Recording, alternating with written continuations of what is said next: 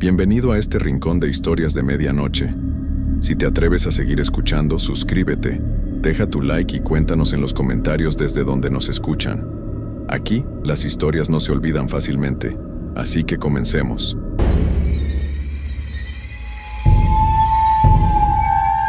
Antes de contarles lo que me pasó, quiero que sepan algo importante. Los trabajos de turno de noche cambian a las personas.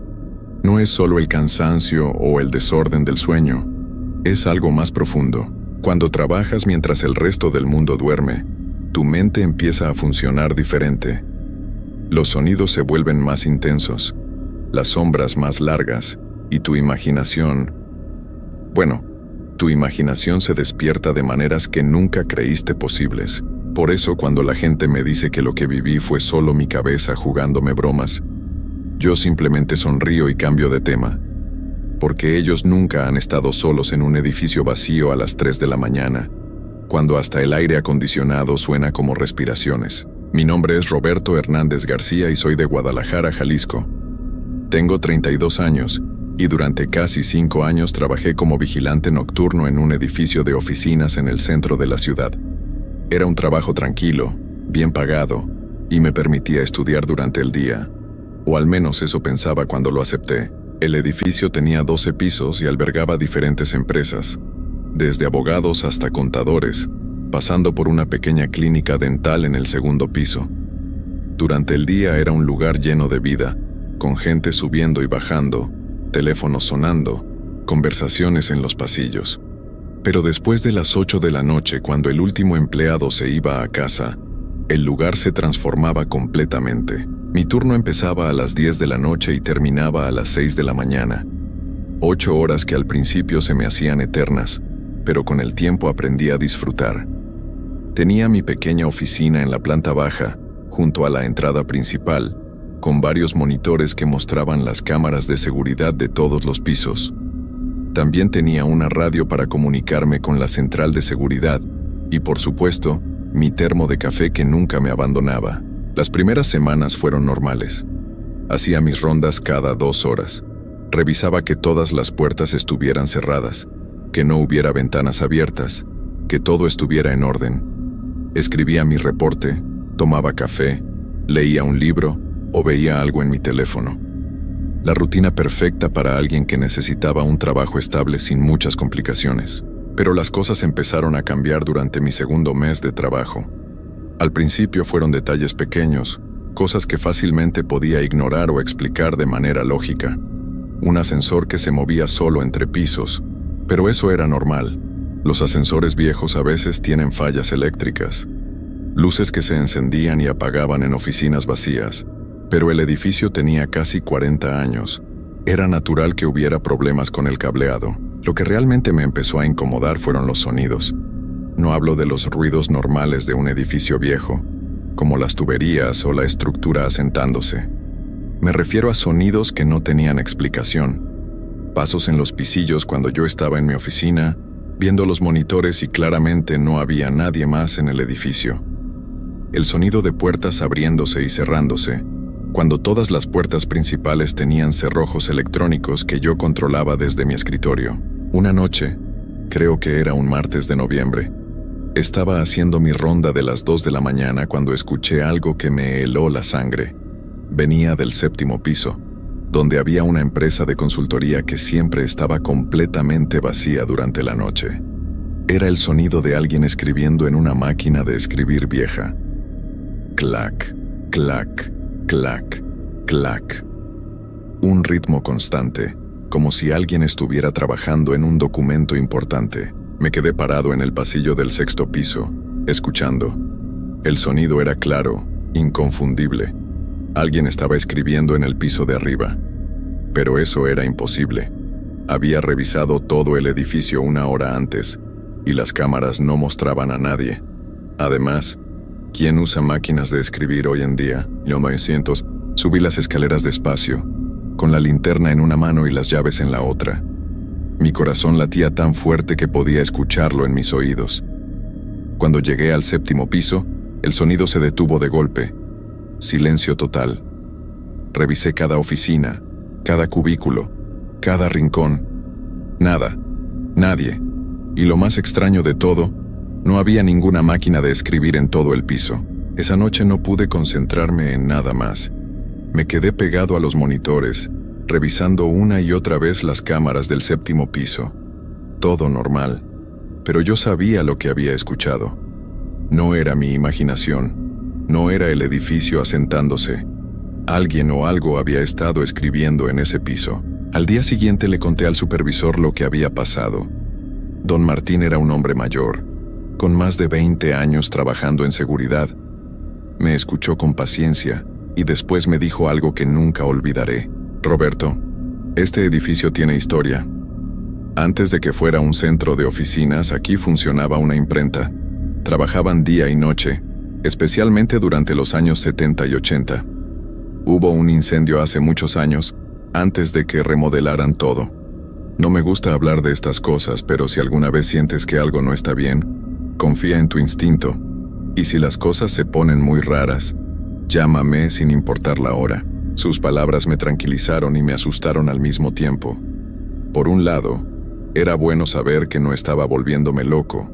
Por otro lado, la forma en que me lo dijo, con esa seriedad en los ojos, me hizo entender que lo que había experimentado no era algo aislado. Los siguientes días pasaron sin incidentes mayores. Algunos ruidos extraños aquí y allá, pero nada que me sacara de mi zona de confort. Empecé a pensar que tal vez todo había sido una coincidencia, que mi mente estaba creando conexiones donde no las había. Pero una noche de diciembre todo cambió para siempre. Era viernes, casi medianoche, y estaba lloviendo fuerte afuera. El sonido de la lluvia contra las ventanas siempre me relajaba, y esa noche no era diferente. Tenía mi café caliente, estaba leyendo un libro sobre historia de México, y todo parecía completamente normal. Las cámaras mostraban los pasillos vacíos, las oficinas a oscuras, todo como debía ser. De repente, el monitor del 4º piso empezó a mostrar algo extraño. No era que hubiera alguien ahí, sino que la imagen se veía diferente, como si hubiera una neblina ligera flotando en el pasillo. Al principio pensé que era un problema con la cámara, pero cuando cambié a las otras cámaras del mismo piso, todas mostraban lo mismo. Una especie de humo blanco, muy tenue, moviéndose lentamente por los corredores. Me levanté de mi silla y fui hasta la ventana para ver si había algún problema afuera. Un incendio en un edificio cercano, humo que entrara por el sistema de ventilación, cualquier cosa que pudiera explicar lo que estaba viendo. Pero afuera todo se veía normal, solo la lluvia cayendo sobre la ciudad dormida. Regresé a los monitores y la neblina había desaparecido. Los pasillos del 4º piso se veían completamente normales otra vez. Pero algo en mi estómago me decía que debía ir a revisar personalmente. Era parte de mi trabajo, después de todo. Si había algún problema real, como un incendio pequeño o una tubería rota, tenía que investigar. Tomé mi linterna, mis llaves y subí al 4º piso. El ascensor hizo su ruido normal, ding en cada piso, hasta que llegué al cuarto. Cuando las puertas se abrieron, lo primero que noté fue el olor. No era humo de incendio, era algo más antiguo, como papel viejo, tinta y algo más que no podía identificar. El pasillo estaba a oscuras como siempre, pero había algo diferente en el ambiente. El aire se sentía más pesado, más denso. Encendí mi linterna y comencé a caminar despacio, revisando cada puerta, cada ventana. Todo parecía estar en orden, pero ese olor seguía ahí, volviéndose más fuerte mientras avanzaba hacia el final del corredor. Fue entonces cuando lo vi. Al final del pasillo, junto a la ventana que daba al patio interno del edificio, había una figura. Era alta, delgada, y estaba de espaldas a mí. Llevaba lo que parecía ser un traje oscuro, muy formal, como los que usaban los hombres de negocios en los años 70. La figura estaba completamente inmóvil, como si estuviera mirando por la ventana. Mi primera reacción fue gritar: «Oiga, usted no puede estar aquí», pero las palabras se me quedaron atrapadas en la garganta. Algo en la forma en que esa persona estaba parada, sin moverse ni un milímetro, me decía que no era normal. Además, ¿cómo había entrado? Todas las puertas estaban cerradas. Las cámaras no habían mostrado a nadie subiendo. Me quedé parado ahí a unos 10 metros de distancia, con el corazón latiéndome tan fuerte que podía escucharlo por encima de la lluvia. La figura seguía sin moverse, ni siquiera parecía estar respirando. Decidí acercarme un poco más paso a paso, con la linterna apuntando directamente hacia ella. Cuando estaba a unos 5 metros de distancia, la figura comenzó a girarse lentamente hacia mí, muy despacio, como si cada movimiento le costara un esfuerzo enorme. Y cuando finalmente se volteó completamente, no tenía cara.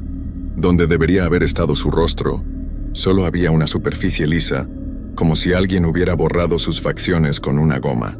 No había ojos, no había nariz, no había boca, solo piel pálida, estirada sobre lo que debería haber sido un cráneo.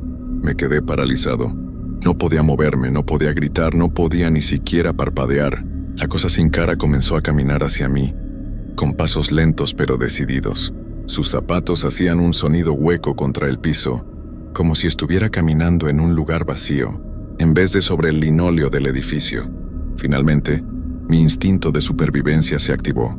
Giré sobre mis talones y corrí hacia el ascensor como nunca había corrido en mi vida. Presioné el botón una y otra vez, rogando que llegara rápido. Cuando finalmente se abrieron las puertas, me metí de un salto y presioné el botón de planta baja tantas veces que pensé que lo iba a romper. Durante el descenso, que se sintió como una eternidad, no dejé de mirar hacia arriba, esperando que las puertas del ascensor se abrieran en algún piso y esa cosa entrara conmigo. Pero llegué a la planta baja sin problemas. Salí corriendo hacia mi oficina y me senté frente a los monitores, temblando como una hoja. Inmediatamente revisé la cámara del cuarto piso. El pasillo estaba vacío, completamente normal, como si nunca hubiera pasado nada. Pero yo sabía lo que había visto. Esa cosa, esa figura sin rostro, había estado ahí, tan real como la silla en la que estaba sentado. Llamé al supervisor, don Martín, aunque eran las 2 de la mañana. Necesitaba hablar con alguien. Necesitaba que alguien me dijera que no me estaba volviendo loco. El teléfono sonó varias veces antes de que contestara con voz adormilada. ¿Qué pasa, Roberto? ¿Todo bien? Don Martín, necesito que venga. Pasó algo en el cuarto piso. Vi algo que no debería estar ahí. Hubo un silencio largo del otro lado de la línea. Después escuché como don Martín suspiraba profundamente. ¿Era alto, delgado, con traje oscuro? La pregunta me golpeó como un balde de agua fría. ¿Cómo podía saber eso? Sí. ¿Cómo? Y no tenía cara, ¿verdad? Don Martín, ¿qué es esa cosa? ¿Por qué no me dijo nada antes? Porque esperaba que nunca lo vieras. Roberto, quédate en tu oficina. No subas a ningún piso hasta que yo llegue. Y pase lo que pase, no te vayas del edificio. Esa cosa no le gusta cuando la gente huye. Don Martín llegó en menos de 30 minutos, empapado por la lluvia y con una expresión que nunca le había visto antes. Traía una bolsa de lona vieja y una linterna mucho más potente que la mía. Se sentó frente a mí y por primera vez desde que lo conocía, se veía cansado, como si hubiera envejecido 10 años en una noche. Roberto, lo que te voy a contar no se lo he dicho a nadie más. Los otros vigilantes que han trabajado aquí antes que tú, bueno, algunos duraron menos tiempo del que esperábamos. Abrió su bolsa y sacó un folder amarillento, lleno de papeles viejos y fotografías en blanco y negro. La primera foto mostraba el edificio como yo nunca lo había visto, con grandes ventanales en la planta baja, letreros que decían Imprenta Hernández e Hijos, y gente entrando y saliendo vestida con ropa de los años 70. Antes de que este lugar fuera remodelado como centro de oficinas, aquí funcionaba una de las imprentas más importantes de Guadalajara. Trabajaban las 24 horas del día, 7 días a la semana. Principalmente imprimían periódicos, revistas, libros. Era un negocio familiar que pasó de padres a hijos durante casi 40 años. Me mostró otra foto, esta vez del interior. Podía ver máquinas enormes, pilas de papel por todos lados, y trabajadores con delantales oscuros operando lo que parecían ser máquinas de escribir industriales. El lugar se veía muy diferente, pero podía reconocer la estructura básica del edificio. El problema empezó en 1978. Hubo un incendio una noche de diciembre, muy parecida a esta. Comenzó en el cuarto piso, donde guardaban los químicos para revelar fotografías y los solventes para limpiar las máquinas. El fuego se extendió rápidamente y aunque los bomberos llegaron pronto, el daño ya estaba hecho. Don Martín hizo una pausa y me miró directamente a los ojos. 3 personas perdieron la vida esa noche, Roberto. 2 trabajadores que estaban en el turno nocturno y el supervisor de la imprenta, un hombre llamado Federico Salinas. Él era quien se quedaba todas las noches para supervisar que todo saliera bien. Era muy dedicado a su trabajo, nunca faltaba, nunca se iba temprano. Dicen que conocía cada máquina, cada proceso, como si fuera parte de él. Me mostró una foto del tal Federico Salinas. Era exactamente como había descrito, alto, delgado, con un traje oscuro muy formal. Pero lo que me llamó la atención fue otra cosa. En la foto, su cara se veía extrañamente borrosa, como si la imagen hubiera sido movida justo en el momento de tomarla. Federico fue encontrado en el 4º piso, junto a la ventana que da al patio interno. Según el reporte de los bomberos, parecía que había estado tratando de salir por ahí, pero las llamas lo alcanzaron antes. Lo extraño es que esa ventana siempre había estado sellada. No se podía abrir, nunca entendieron por qué estaba ahí. El estómago se me revolvió. Era exactamente donde había visto la figura sin rostro. Después del incendio, la familia cerró la imprenta.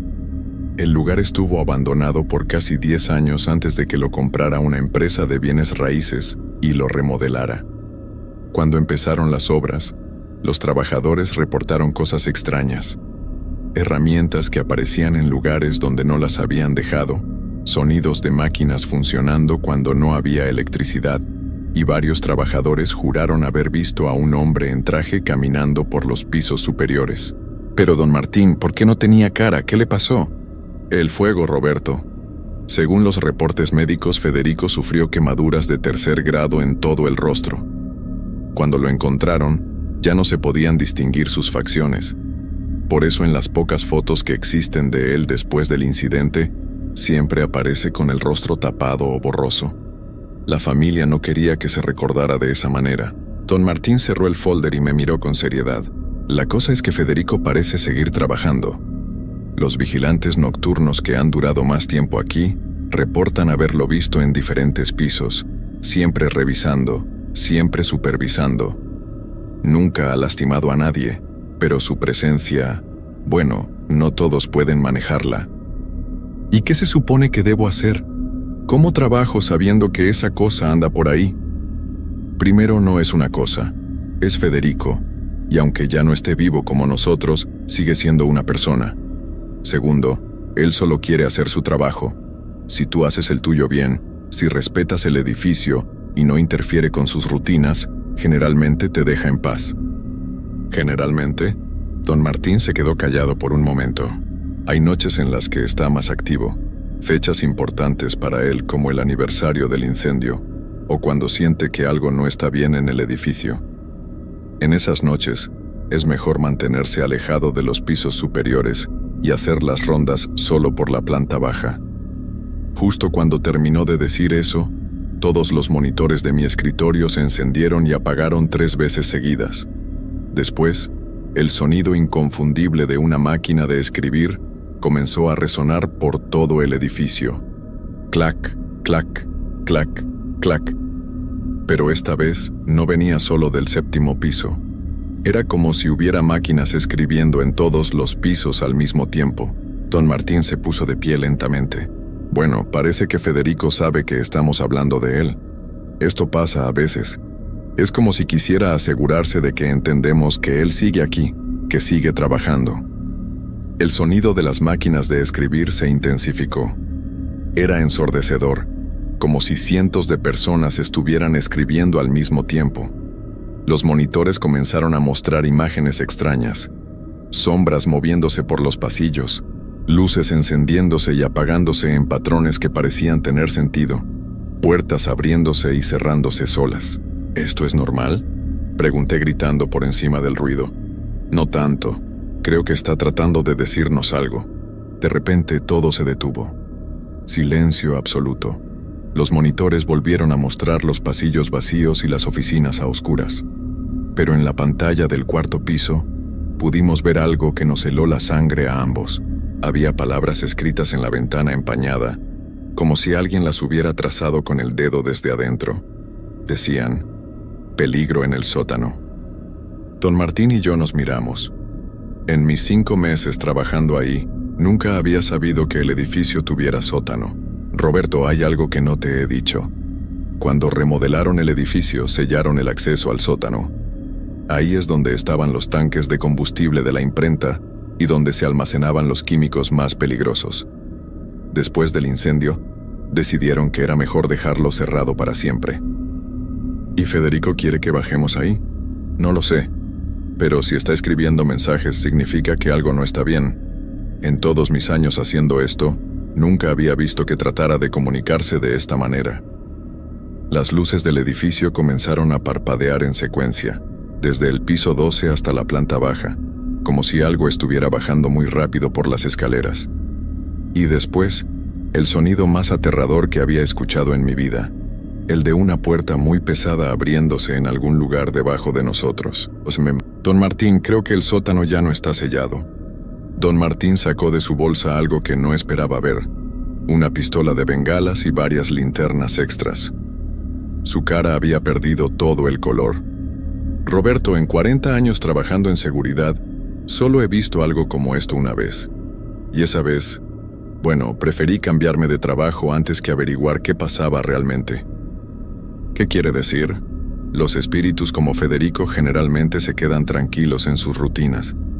Pero cuando algo los altera, cuando algo invade su espacio o amenaza lo que ellos consideran suyo, pueden volverse protectores, agresivos incluso. El sonido de la puerta pesada se escuchó otra vez, pero esta vez más fuerte, como si estuviera más cerca, y después, algo que nunca olvidaré, pasos subiendo por unas escaleras de metal, muy despacio, muy pesados, pasos que no eran de Federico. «Alguien más está en el edificio», susurré. Don Martín revisó su reloj. Eran las 3:15 de la mañana. A esta hora no debería haber nadie. Las empresas de limpieza vienen durante el día, el mantenimiento también. Y yo tengo las únicas llaves de emergencia además de las tuyas. Los pasos se detuvieron. El silencio que siguió fue peor que cualquier ruido. Era el tipo de silencio que se siente justo antes de que algo malo pase. Revisé los monitores una y otra vez, pero las cámaras no mostraban a nadie. Sin embargo, sabíamos que había alguien ahí. Fue entonces cuando escuchamos voces. Eran susurros al principio, como si varias personas estuvieran hablando muy bajito, pero gradualmente se fueron haciendo más claros, más fuertes. Eran 2 hombres, y estaban discutiendo sobre algo. Años buscando este lugar. Los planos originales decían que estaba aquí. Después del incendio nadie volvió a bajar. Debe estar en algún lado, esas cosas no desaparecen. Don Martín y yo nos miramos. Alguien había entrado al edificio buscando algo específico en el sótano. Algo relacionado con el incendio de 1978. ¿Qué puede haber ahí abajo que sea tan importante?, pregunté. No lo sé, pero Federico está tratando de protegerlo. Por eso nos está avisando. De repente, los monitores comenzaron a mostrar algo increíble. En las cámaras de todos los pisos podíamos ver figuras transparentes caminando por los pasillos. No era solo Federico. Había docenas de personas, todas vestidas con ropa de los años 70, todas caminando con propósito hacia las escaleras que llevaban a la planta baja. «Dios mío», murmuró don Martín. «Son todos los trabajadores de la imprenta. Federico los está llamando». Las voces del sótano se hicieron más fuertes, más desesperadas. «Aquí está, encontré la caja fuerte. Cuidado con esos químicos, todavía pueden ser peligrosos. Apúrate, tenemos que salir de aquí antes de que alguien se dé cuenta». Fue entonces cuando entendí lo que estaba pasando. Esos hombres no eran ladrones comunes. Sabían exactamente qué buscar y dónde encontrarlo. Habían estado planeando esto durante mucho tiempo. Los trabajadores fantasmas llegaron a la planta baja y comenzaron a rodear el área donde debería estar la entrada al sótano. No podíamos verlos claramente, pero su presencia era tan fuerte que la temperatura de la oficina bajó varios grados. Mi aliento comenzó a formar pequeñas nubes de vapor. «¿Qué van a hacer?», pregunté. «Proteger lo que consideran suyo. Y probablemente a nosotros también, porque ahora somos parte de este lugar». De repente los gritos comenzaron. Venían del sótano, gritos de terror absoluto. Los intrusos habían encontrado algo más que una caja fuerte antigua. ¿Qué es esa cosa? No puede ser real. ¡Las escaleras! ¡Alguien bloqueó las escaleras! ¡Ayuda! ¡Ayuda! Los gritos se volvieron más desesperados, más aterrados, y después gradualmente comenzaron a apagarse. No como si los hombres se hubieran ido, sino como si algo los estuviera silenciando. Don Martín se puso de pie y caminó hacia la ventana que daba al estacionamiento. «Roberto, hay una camioneta que no estaba ahí cuando llegué. Placas de otro estado. Estos tipos vinieron de lejos. ¿Qué cree que les está pasando ahí abajo? No lo sé, y honestamente no quiero saberlo, pero Federico y los otros trabajadores están manejando la situación. Nuestra única responsabilidad es asegurarnos de que nadie más entre». El último grito que escuchamos fue diferente a los otros. No era de miedo, sino de algo mucho peor. Era el grito de alguien que había visto algo que su mente no podía procesar, algo que iba más allá de lo que un ser humano debería experimentar.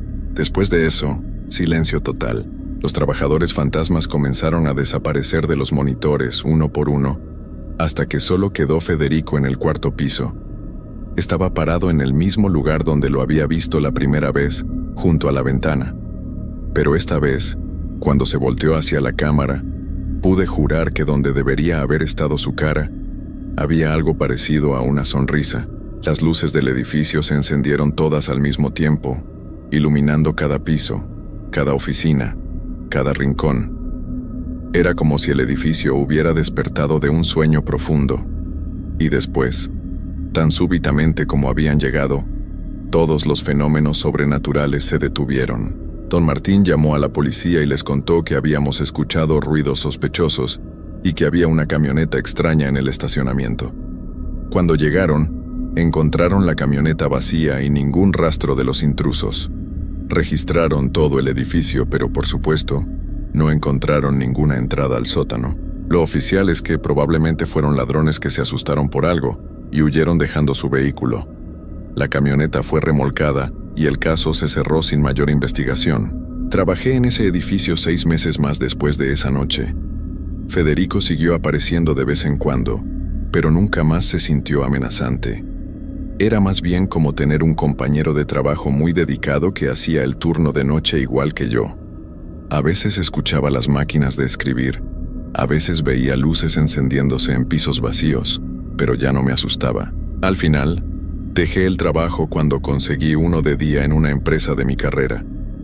El último día, antes de irme, dejé una nota en el escritorio que decía: «Gracias por cuidar el lugar, Federico.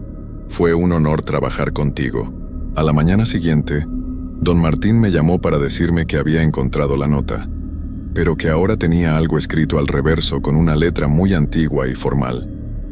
«Gracias por respetar nuestro hogar. Que tengas una buena vida, Roberto. Ahora trabajo en una oficina normal, con horario normal, rodeado de gente viva. Pero a veces, cuando trabajo tarde y el edificio se queda casi vacío, escucho sonidos que me recuerdan a esas noches. Y siempre me pregunto si Federico sigue ahí, en su ronda eterna, cuidando de un lugar que una vez fue su vida y ahora es su eternidad. La gente me pregunta si extraño el trabajo nocturno, si extraño la soledad y la tranquilidad. Les digo que sí, que a veces la extraño. Pero lo que realmente extraño es la sensación de no estar completamente solo, de saber que alguien más estaba despierto conmigo durante esas largas noches. Alguien que entendía lo que significaba ser responsable de algo más grande que uno mismo. Porque eso aprendí trabajando con Federico, que algunos trabajos trascienden la vida y la muerte, que algunas responsabilidades son tan profundas que ni siquiera la muerte puede liberarnos de ellas, y que a veces, solo a veces, eso no es algo que dé miedo, sino algo que da paz. Federico Salinas sigue trabajando, y yo respeto eso.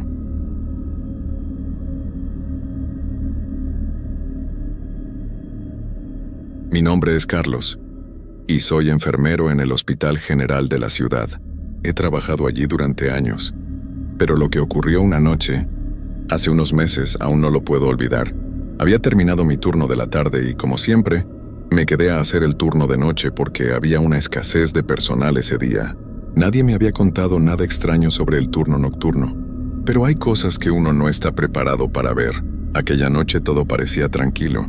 Los pasillos estaban desiertos, y la única luz era la de las máquinas de los pacientes y las lámparas fluorescentes que titilaban con el paso del tiempo. Me sentía algo cansado, pero sabía que tenía que mantenerme alerta. Las horas pasaban lentamente, pero no pensaba en nada fuera de lo normal, hasta que escuché algo, un susurro. Al principio pensé que era el sonido de las máquinas, pero pronto me di cuenta de que venía del ala norte del hospital, donde estaban los pacientes más graves. El hospital es grande, pero no tan grande como para que algo pase desapercibido. El susurro se intensificó, y lo que más me extrañó fue que era un susurro, como si alguien estuviera hablando en voz baja, pero no podía identificar quién. Me levanté de mi puesto en la estación de enfermería, mirando a mi alrededor, pero lo único que veía eran los pasillos vacíos y las puertas cerradas de las habitaciones. Decidí ir a investigar.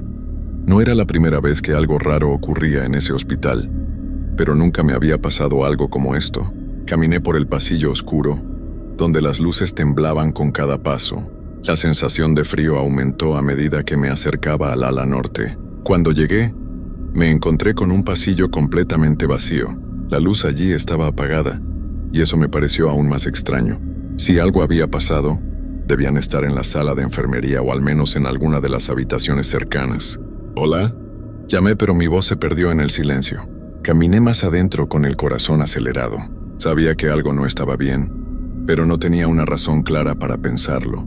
Entonces lo vi. En una de las habitaciones al final del pasillo, la puerta estaba entreabierta, y dentro, a través de la ranura, pude distinguir una figura. Estaba sentada en la cama, y aunque la luz era débil, me pareció que no tenía rostro. No es que no tuviera rostro, era que no podía verlo.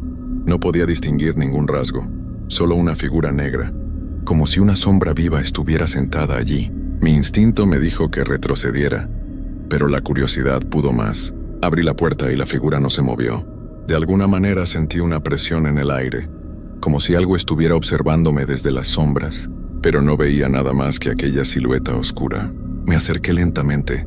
Cuando estaba a pocos pasos, la figura se giró lentamente hacia mí, y por un momento sentí que el tiempo se detuvo. Sus ojos, si es que se podían llamar ojos, brillaban en la oscuridad, pero no de una manera normal. Eran como dos espejos rotos reflejando solo vacío. ¿Qué haces aquí?, pregunté, mi voz temblorosa. La figura no contestó. En cambio, una risa suave, casi imperceptible, llenó el aire, pero no provenía de la figura. Era como si viniera de todas partes, como si todo el lugar estuviera siendo invadido por esa risa. De repente, la figura se levantó y comenzó a caminar hacia mí. Mis piernas no respondían. No podía moverme. Era como si el suelo se hubiera vuelto pegajoso y mis pies estuvieran atrapados en él. «¡Carlos!», grité sin poder creer lo que veía. Pero no había respuesta. Intenté retroceder, pero algo me empujó hacia adelante, como si una mano invisible estuviera empujándome. La figura se acercaba cada vez más, y aunque no podía ver sus ojos, sentí que me estaba mirando profundamente, como si pudiera ver mis miedos más íntimos, mis recuerdos, mis más oscuros secretos. La presión en mi pecho aumentaba con cada paso que daba la figura. Podía oír mi respiración, acelerada, entrecortada. De repente, un sonido sordo me hizo girar rápidamente hacia la puerta. Alguien había llegado. Estaba tan aliviado de ver que no estaba solo, pero cuando miré hacia la entrada de la habitación, me quedé congelado. No había nadie. La puerta estaba abierta, pero no había rastro de nadie. La figura, que había estado a un par de metros de mí, desapareció tan rápidamente como apareció, como si nunca hubiera estado allí. Me quedé en el pasillo sin saber qué hacer. El frío aumentó.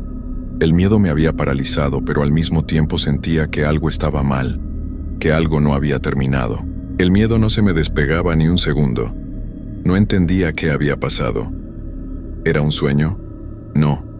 No podía serlo, porque sentía el frío, la presión en mi pecho y esa risa que aún resonaba en mi cabeza. Miré a mi alrededor, buscando una explicación lógica, pero no había nada.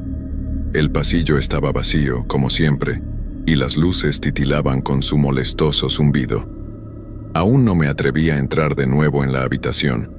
Estaba demasiado desconcertado, y mi cuerpo no me respondía como debería. Me dirigí hacia la estación de enfermería lo más rápido que pude, pero mi mente seguía en ese pasillo oscuro. Trataba de racionalizar lo sucedido, decirme a mí mismo que todo había sido una alucinación o que simplemente estaba muy cansado. A veces, cuando uno pasa demasiado tiempo en un lugar sin descanso, comienza a ver cosas extrañas. Al menos esa era la explicación que trataba de darme, pero algo en mi interior sabía que no había sido así. Algo más estaba pasando. Estaba claro que no era la primera vez que sucedían cosas extrañas en el hospital.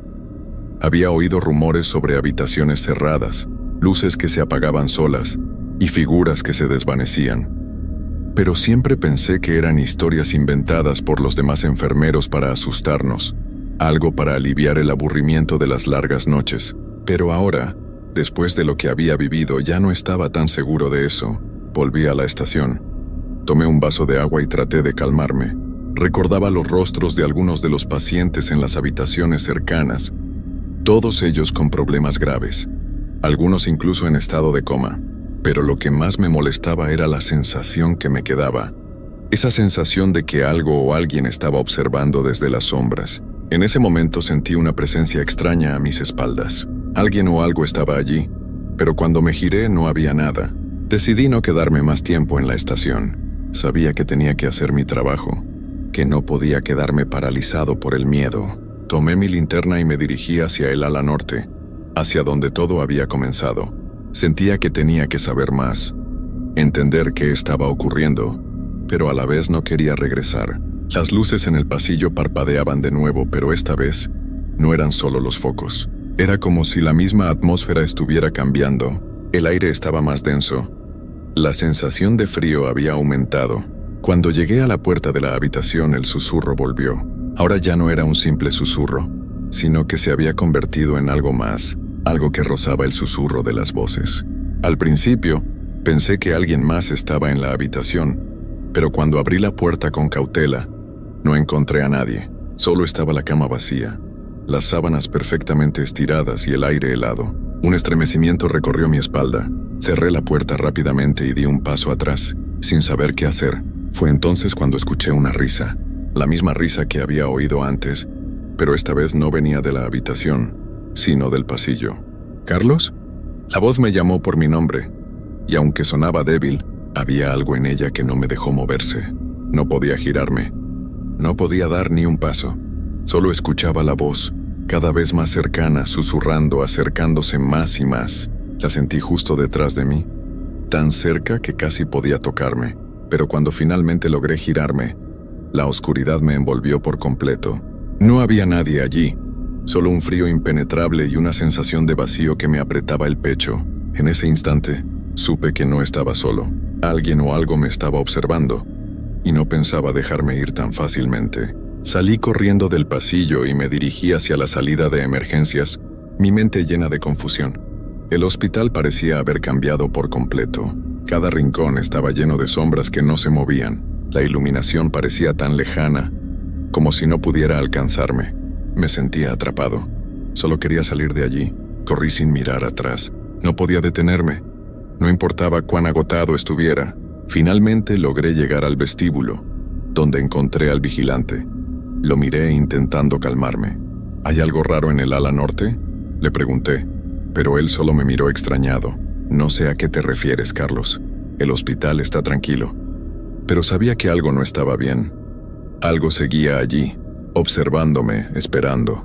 Pasaron unos minutos antes de que pudiera articular palabra nuevamente.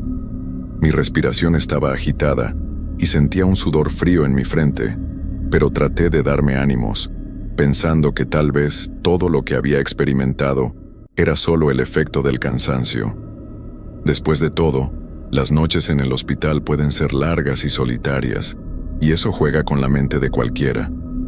Pero había algo en mi interior que no podía ignorar, algo que me decía que esto iba mucho más allá de la fatiga. El vigilante, al verme tan alterado, me ofreció un vaso de agua. «Relájate, Carlos», me dijo, mientras me miraba con preocupación. Agradecí el gesto, pero las palabras no me consolaban. Tomé el vaso entre mis manos, pero mi mente seguía viajando al pasillo oscuro, a la habitación vacía, a esa risa extraña que no podía sacarme de la cabeza. No estaba loco, algo extraño ocurría, y sabía que no era el único que lo sentía. Decidí regresar a la planta donde había sucedido todo. A pesar del miedo que me recorría, sentía que necesitaba respuestas. Si soy el único que ha tenido esta experiencia, tal vez todo esto sea producto de mi imaginación, me dije, y me prometí que iba a investigar, aunque fuera solo por confirmar que no estaba perdiendo el control. La luz del vestíbulo parpadeó varias veces mientras caminaba de regreso, y un escalofrío me recorrió la espalda. El pasillo donde había sentido la presencia se sentía diferente. Cada vez que miraba hacia la puerta de esa habitación, parecía que algo me llamaba, algo que me instaba a entrar. Pero en mi interior sabía que no debía hacerlo, no aún. Algo me decía que ese no era el momento adecuado. Subí por las escaleras y llegué al segundo piso, donde se encontraba la habitación que tanto me perturbaba. Todo estaba en silencio. El pasillo estaba vacío, las puertas cerradas, y las luces titilaban débilmente, pero nada fuera de lo común. Sin embargo, el ambiente seguía tenso.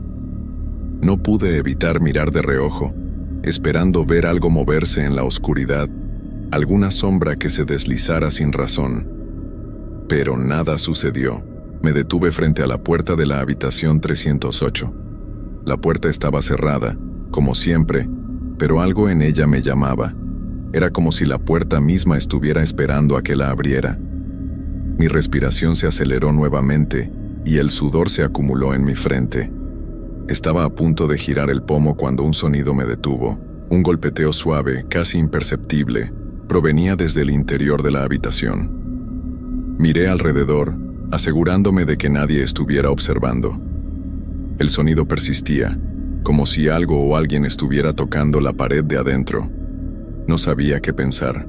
No podía ser el viento, ni ningún sonido normal del edificio. Sentí como mi cuerpo se tensaba, pero una parte de mí no podía evitar la curiosidad. ¿Qué había allí dentro? Con una mano temblorosa, tomé la llave de la habitación, que estaba en mi bolsillo. Me acerqué lentamente, mirando la puerta una y otra vez, sintiendo cómo el golpeteo se hacía más fuerte. Finalmente, decidí abrirla. Un tirón del pomo y la puerta cedió, dejando escapar una corriente de aire frío que me envolvió de inmediato. Al principio no vi nada. La habitación estaba vacía, las luces apagadas. El golpeteo había cesado por completo. Entré, y al encender la luz, todo parecía normal. Nada se movía, ninguna sombra. Pero cuando caminé hasta la ventana, algo me detuvo. El aire de la habitación estaba denso, pesado, como si algo lo hubiera invadido. Miré hacia el espejo en el extremo de la habitación y vi algo que me heló la sangre. Reflejándose en el cristal del espejo, pude ver una figura borrosa, como una sombra que se deslizaba lentamente por la pared opuesta. La figura no se movía de manera natural. Se deslizaba, como si no tuviera peso, como si fuera parte del aire mismo. No podía ver detalles claros, solo una silueta. Pero lo que más me aterró fue que la figura se estaba acercando a mí. Lentamente, mi corazón comenzó a latir con fuerza, y el miedo me paralizó. Quería gritar, correr, pero mis piernas no me respondían. La figura seguía acercándose. Mi mente gritaba que me moviera, que huyera, pero no pude hacer nada. Cuando la figura estuvo tan cerca que casi podía sentir su frío, un susurro, suave y apenas audible, salió de su boca. Te vi. El susurro resonó en mi cabeza como un eco, una vibración extraña que parecía calar hasta los huesos. Te vi, repitió la figura, esta vez más cerca, casi susurrando al oído. Sentí como si el aire alrededor de la habitación se hubiera espeso de repente, como si algo sobrenatural estuviera tomando forma justo delante de mí. Un frío gélido me recorrió desde los pies hasta la cabeza. Quise moverme, gritar, correr, pero mi cuerpo no respondía. Las palabras de la figura me taladraban la mente. ¿Qué había visto? ¿A quién había estado observando? Algo no estaba bien. ¿Por qué estaba yo allí, parado como un tonto, enfrentándome a algo que no podía comprender? La figura comenzó a moverse lentamente hacia mí, y fue entonces cuando pude distinguir un par de ojos brillantes en medio de la sombra, aunque apenas podían verse por la oscuridad. No eran ojos humanos. Estaban vacíos, inhumanos, llenos de una profunda tristeza y desesperación. Todo mi ser quería gritar, pero las palabras se me atoraron en la garganta. De repente, como si estuviera haciendo un esfuerzo titánico, pude mover mis manos y tropecé hacia atrás, alejándome de la figura. Cuando me di vuelta y corrí hacia la puerta, el eco de aquel susurro me siguió, atravesando mis pensamientos. No puedes escapar. Corrí por el pasillo a toda velocidad, el sonido de mis pasos resonando en la quietud de la noche. Mis piernas no me respondían como solían hacerlo, y el miedo nublaba mi mente. No sabía si lo que había experimentado era real, si estaba perdiendo la razón, pero algo dentro de mí sabía que no podía quedarme allí. No podía seguir en ese lugar. Cuando llegué a la salida del hospital, la puerta se cerró de golpe detrás de mí. El aire frío de la noche me golpeó con fuerza, y finalmente pude respirar con normalidad. Me senté en el borde de la acera, con las manos temblorosas, mientras miraba hacia la entrada del hospital. Aunque estaba fuera, la sensación de que algo me observaba no se disipaba. La figura que había visto, la voz que había oído, todo eso seguía allí, en mi mente, como una sombra implacable. A la mañana siguiente, regresé al hospital para hablar con el vigilante que me había ayudado antes. Quería saber si había algún tipo de historia oculta en ese hospital, si había algo que pudiera explicar lo que había vivido. Pero cuando llegué, me dijeron que el vigilante que había estado allí esa noche no trabajaba más allí. Nadie recordaba a esa persona. Volví a mi casa agotado, con la cabeza llena de preguntas sin respuestas. A veces me pregunto si lo que experimenté fue solo un mal sueño, una manifestación de mi mente agotada, pero hay algo que no puedo dejar de pensar. Esa figura, esos ojos, parecían tan reales. Cada noche cuando me acuesto a dormir siento esa presencia acechándome. Quizás nunca se vaya, quizás de alguna manera ella me vio, y ahora no hay forma de escapar. Nunca más volví al hospital. Y nunca más volví a trabajar de noche. Nunca fui creyente, ni en fantasmas ni en maldiciones, ni en esas cosas que la gente suele mencionar para explicar lo inexplicable. Pero todo cambió aquella noche, en una misión que jamás apareció en los informes oficiales. Lo que ocurrió allá no fue un combate, ni una operación fallida. Fue algo distinto, algo que todavía me persigue, aunque hayan pasado más de 10 años. Era el otoño de 2012. Yo era parte del Escuadrón de Reconocimiento Sierra 9, especializado en vigilancia y recuperación en zonas remotas. Nos enviaron a un pueblo abandonado en las montañas, cerca de la frontera con Guatemala. Según el informe, se trataba de una antigua base de comunicaciones de los años 80, desactivada hacía décadas, pero que había comenzado a emitir señales erráticas desde una torre de radio oxidada. Las coordenadas eran precisas, pero el acceso al lugar no estaba registrado en ningún mapa reciente. Éramos 5, el teniente Vera, el cabo Ruiz, la soldado Armenta, el especialista Franco y yo. Llegamos en un vehículo blindado por una brecha fangosa, flanqueada por árboles tan altos que apenas dejaban pasar la luz del sol. El aire era espeso, y una neblina constante lo cubría todo, como si la montaña no quisiera que viéramos con claridad. «¿Por qué no hay pájaros?», murmuró Armenta cuando salimos del vehículo.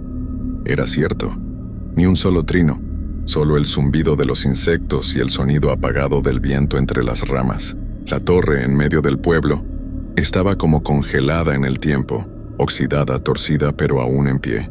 Las casas alrededor eran de madera, con techos derrumbados y puertas abiertas como si sus habitantes se hubieran ido deprisa.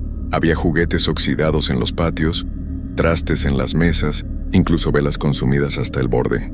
Y sin embargo, todo estaba cubierto por una fina capa de polvo, excepto una cosa: la puerta del antiguo centro de comunicaciones. Esa estaba limpia, como si alguien la hubiera abierto recientemente. Entramos con linternas y armas listas, aunque no sabíamos exactamente contra qué.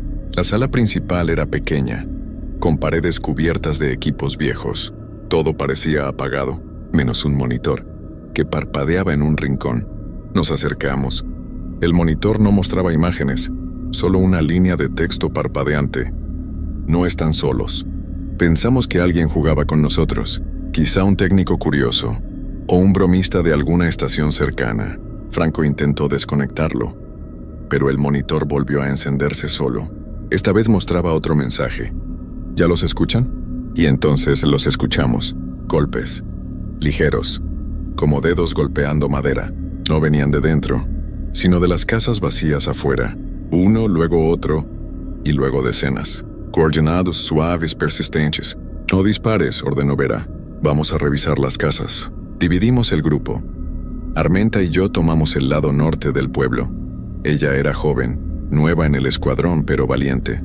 No decía mucho, pero sus ojos hablaban cuando algo no le cuadraba. Y esta vez, sus ojos lo decían todo. Entramos en una casa pequeña. Había una cuna en la sala, vieja, vacía, pero balanceándose ligeramente, como si alguien acabara de soltarla. «¿Sargento?», dijo Armenta con voz baja. «Lo veo, mantén la calma». Al fondo, una radio encendida emitía una melodía débil, como una canción de cuna distorsionada. Intenté apagarla, pero al tocarla, la melodía se cortó y fue reemplazada por un susurro apenas audible. «Ya están aquí». La cuna se detuvo y la casa quedó en completo silencio. Armenta apretó su arma. Yo también. No había viento, no había insectos, solo ese silencio espeso que uno siente cuando está siendo observado, pero no por algo humano. Salimos de inmediato. El resto del equipo ya nos esperaba afuera.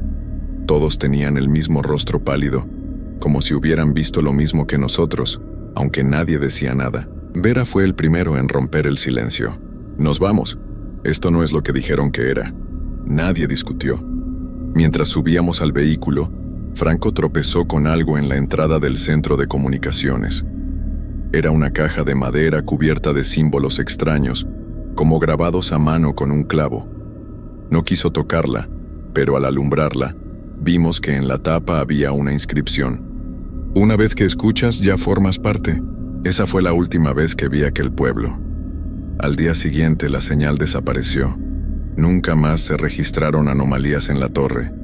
El informe oficial dijo que fue un mal funcionamiento, interferencias naturales. Pero los 5 que estuvimos ahí sabemos que eso no fue real. No del todo. Porque desde entonces cada uno de nosotros ha tenido el mismo sueño. Y en ese sueño la cuna sigue meciéndose. Después de esa misión, cada uno regresó a su destacamento como si nada hubiera pasado. No hubo informes especiales, ni interrogatorios, ni cartas selladas con firmas de altos mandos. Pero todos sabíamos que algo en nosotros se había quedado allá, algo que no debía seguirnos. Pero lo hizo. El sueño comenzó una semana después, siempre igual. Me encontraba en el centro del pueblo, pero estaba solo. La niebla era tan densa que apenas veía mis manos.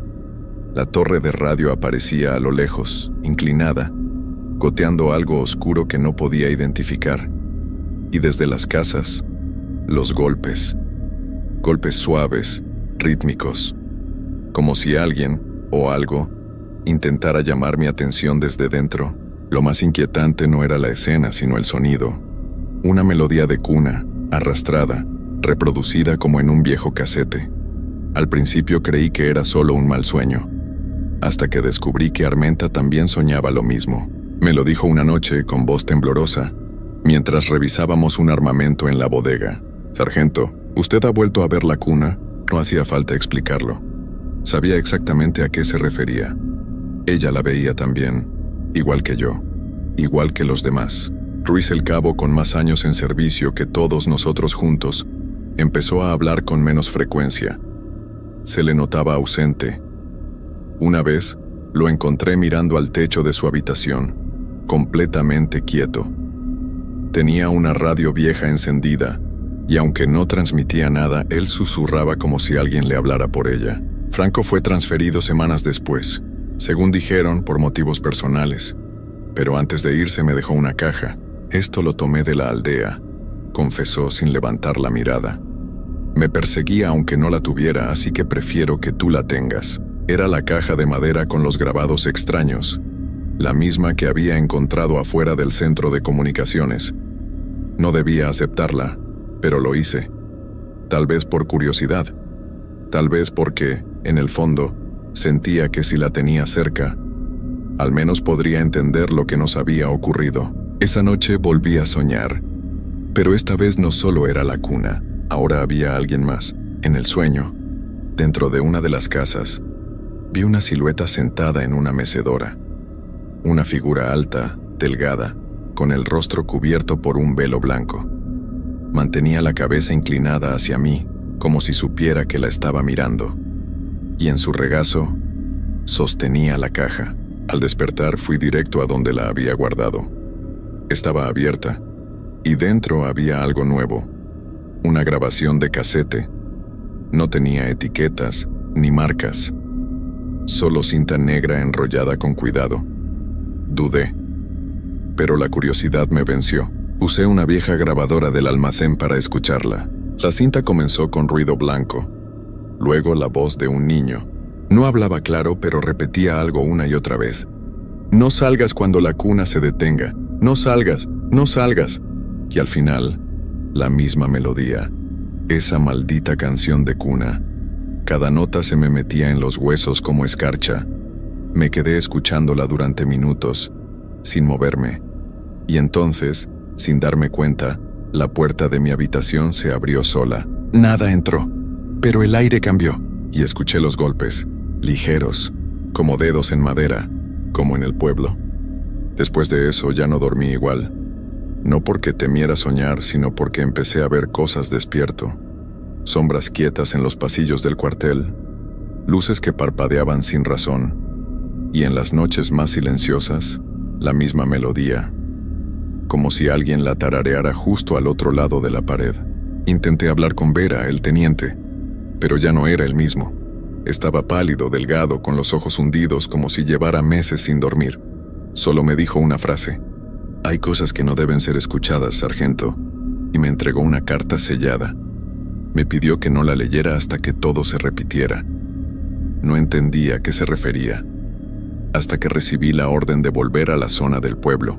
Había ocurrido algo nuevo, otra señal, otro destello de energía no identificada, y esta vez me habían asignado como responsable de la misión, como si el ciclo necesitara cerrarse.